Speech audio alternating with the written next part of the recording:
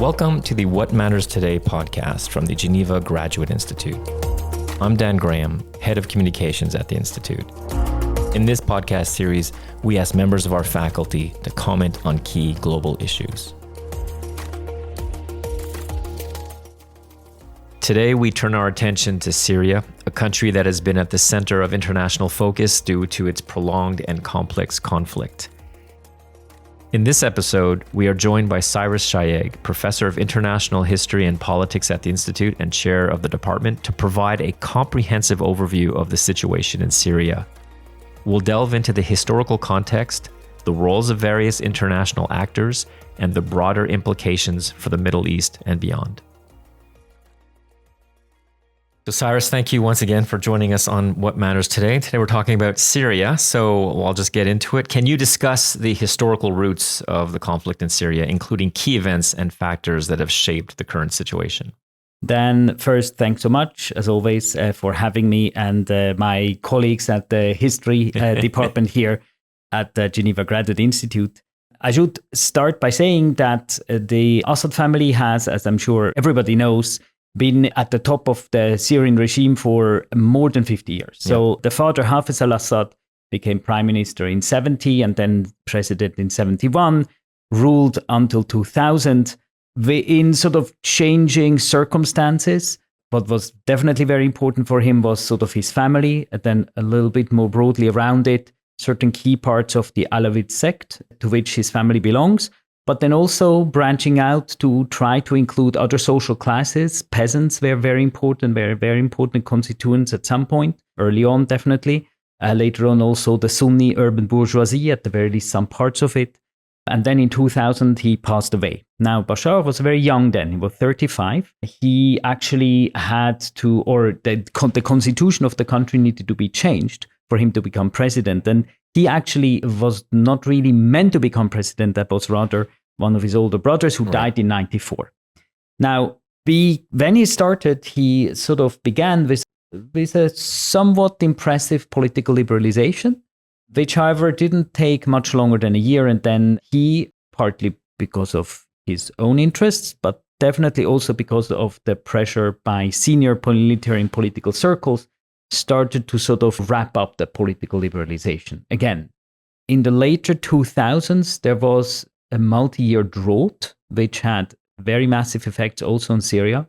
And then in 2011, as I'm sure everybody remembers, the Arab Spring broke out. Yep. And some Syrians started to react to this. The regime clamped down very hard on people and very quickly also started to release some extreme Islamist, prisoners. Everything together started to snowball into a civil war pretty fast. And already in very, very late 2011, and then from 2012 onwards, even more so, Iran first and then Hezbollah very quickly thereafter became involved too.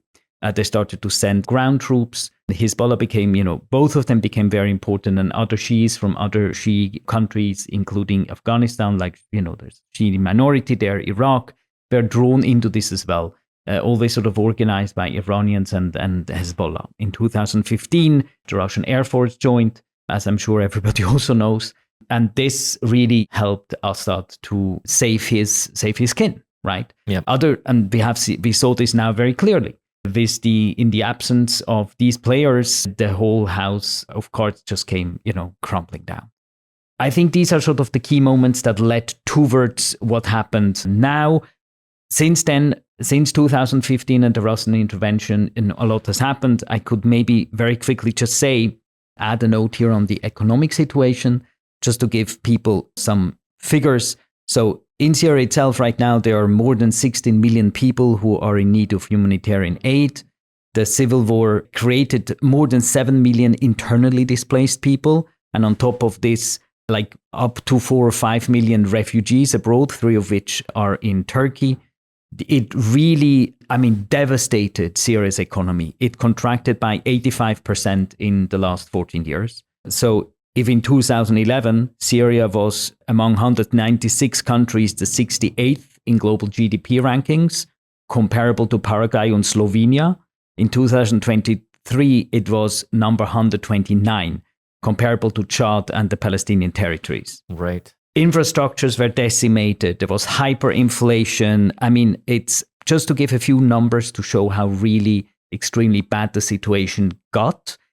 Last year definitely was not better. If anything, it was as bad as ever. And that actually, amongst other things, meant that the government simply couldn't and also maybe didn't want to properly financially sustain its own army. And when you stop doing this and your external backers are weakened, if there is a political and military will, as now it turned out to be the case, then the before unthinkable can happen, and did happen, and in a matter of 2-3 weeks, the whole regime simply fell. And how has the international community, including major powers like the US and Russia, responded to the recent changes in Syria? I think the first thing that needs to be said is that everybody was surprised. Mm-hmm, yeah. I think even the Turks were surprised, and the Turks are the one sort of middle power in the region that were most clearly, supportive ideationally and also, I think, materially in what happened. Now, the US, I think, is really trying to thread a needle here. They're extremely careful, right? So on the one side, they want to start to open the door, both politically and legally, to Hayat Tahrir al-Sham, which is the main sort of rebel group. There are, of course, others too.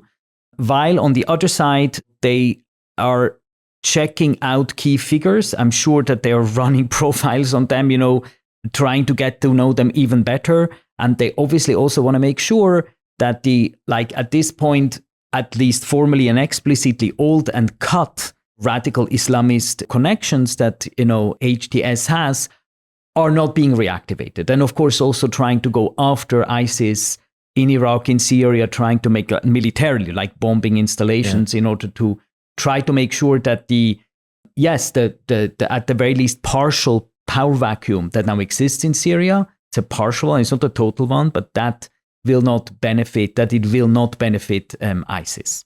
The Russians, I think, are in a major shock, very clearly, right? I mean, Tartus, the Syrian port, was the only one they had in the Mediterranean. That's a big loss for them. It's a loss of prestige for a big power like Russia if your client, and Syria was partly a client, if he falls, right? And the Russians, of course, are now sort of trying to distance themselves from Assad. So yes, they brought him in. That's the least they could do. They need to signal that they will do this. But as far as I know, Putin until now hasn't met him. And very quickly, the Syrian embassy in Moscow also changed its flag.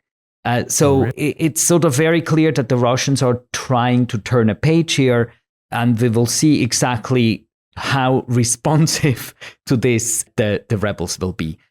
It seems to me that the Russians don't really have a lot of cards that they can play here. Right. They don't have a lot to offer. So I think for the Russians, this is a major regional and also global political debacle, actually. And how might the collapse of the Assad regime impact the broader geopolitical landscape in the Middle East? I think the first answer to this really central question here is simply a reference to my earlier note about the extremely dire humanitarian economic situation, right? So, I mean, the sheer amount of devastation that people already knew exists in Syria, but now will become even more clear because now you will have at the very least some refugees coming back in and some internally displaced people who will start to try to get back to their old regions and houses. I'm sure some of this will work, but it's an enormous, gigantic, historically gigantic challenge of how to put this country back on its feet again. And this will take literally decades, right? I mean, just think about schooling, just to mention one single thing. Apparently, there are multiple million children who haven't had proper schooling in years, So all of this needs to be said at the start. So this is just unbelievably a gigantic challenge, right? It would be for any, sort of government and for any sort of region. So I think that's the first thing that needs to be said. Now, politically, I think there are really sort of different scenarios, right? So I think the scenario that the Syrians themselves, I mean, for the absolutely most part, definitely will want to avoid is, a sort of descent into civil war 2.0. right? A hot civil war where we have different groups and they all fight each other. I would say that until now, things haven't happened that seem to suggest that this will be the most likely scenario. It is definitely not to be ruled out. All sorts of different things can still happen. But quite amazingly, actually, until now, Syria has surprised us actually twice. First, in that it got rid of this horrible dictator and all the people who worked for it and with it together and kept propping it up. But then also a second time, in that until now, with very few exceptions, these groups really have tried to get along. I mean, so many different things could have happened that did not happen, right? And partly I think that is because HTS seems to really be interested in creating some sort of, I don't know whether liberal, but certainly somewhat open and accepting sort of political system, definitely accepting of the fact that there are multiple religious and ethnic communities in Syria. They say this openly, right? Doing things like telling their fighters, you cannot tell women how to dress, like it is forbidden.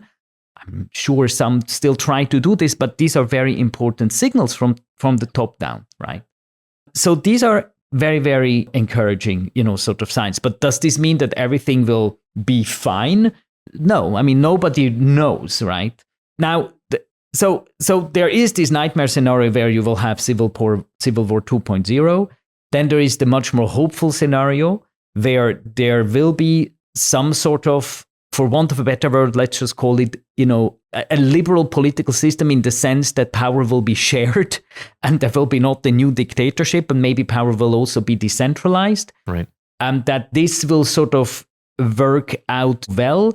But the fact of the matter, of course, is that the better it works and the more, let's just use the word democratic it becomes, the more of a threat it will also be to authoritarian, regimes in the region, right? And we have seen this movie before, right? Where authoritarian regimes in the region are extremely threatened by a political success story. So it might be a really complicated situation. So we will see where it goes. But I think right now the first signs are, I have to say, are really, really positive, right? Everything considered. I should maybe sort of end on one point, and that is the fact that it seems to me that there right now is really only one regional state that has a more or less direct sort of foothold and clear line of contact with what's going on in Syria, and that's Turkey, right? Yeah. There are others who have whatever, there are others who have a lot of people have stakes, right? But there are others who still have contacts too. The Saudis for sure do, etc., etc. But HTS really owes Turkey quite a bit. And I'm sure that, as the months will unfold, we will hear more and more stories about what they got from Turkey, etc., etc. And the Americans are trying to get to know HTS through Turkey, which just tells you how important Turkey is, right? So this is definitely one story that we will need to continue to watch. How Turkey will play its cards, to what degree HTS keeps being, at the very least, in the debt of Turkey, or whether there is a dependency here. None of this, I think, is at this point very clear, but I think this Turkish dimension will be very important. Iran right now is, for all matters and purposes, really doesn't have a direct say. I think the Iranians are very much trying to get on the good side of the new government, which I'm sure will be extremely difficult. But this being said, and this is also a really important thing, right? The new government has also said that they have agreed vis-a-vis the Iranians that they will not try to go after, for instance, Shi'i religious institutions, shrines, etc., and like the minority Shi'i population that does exist, like in Syria. And for the Iranians, this is a very important sort of signal, right? Right. But yes, I think overall, the one regional power that has the biggest direct say, and much more of a direct say, I think, than anybody else on the ground, right, is Turkey right now. Well, as you say, I think we'll find out a lot more in the weeks and months to come. Yes, indeed. What role has the Syrian diaspora played in the conflict and in efforts towards peace and reconstruction? I think the first thing that needs to be said here is that it's not simply the Syrian diaspora, the refugees in Turkey and, numerically a little bit a smaller community in Western Europe that has played some role here, mainly by sending remittances. I think much less so in a directly political way, but it's also and actually in a certain sense, much more importantly, definitely politically, much more importantly, the people who became internally displaced in Syria and some of the people who simply continue to be in Syria and also were not politically displaced. And to be more specific, I'm thinking about two places here, right? One is basically the Kurdish-run region, where there were some people who were displaced, but for the most part, these were people who were already there. And people in the know, I'm sure, have heard about the fact that the government there, the sort of the autonomous regional government there, has functioned really fairly well and was actually, quite sort of bottom-up democratic. So I think a really interesting political experiment actually has happened, particularly in the Kurdish autonomous regions of Syria, for many years now, for basically a good decade, right? And I think one hopes that some of the experiences, some of the practices, some of the habits that have started to crystallize and being tried out in that region will stand in good stead for Syria as a whole. Okay. The other region, and this is also, I think, may become even more an important sort of case, is actually Idlib, right? Which is the northwestern part of Syria that was never reconquered by Syrian government forces, which is where HTS basically with Turkish consent ruled. And it is very clear that this wasn't like a democratic, liberal rule. That's very clear. But it's also very clear, and people were imprisoned and, also executed and tortured, and things of this sort definitely did happen. But it is also clear that this sort of mini Syria that existed in Idlib, and why do I say mini Syria? Because you really did have a lot of people from different parts of Syria who ended up there. And that included not only Sunnis, but also, to a much, much lesser degree, but still to some degree also minorities, right? That these minorities and the Sunni majority, and HTS, that sort of, rules, had to come to some sort of modus vivendi, or at the very least, HTS, and we know this now, and this is not something that people paid attention to before at all, but very clearly HTS actually talked with these communities.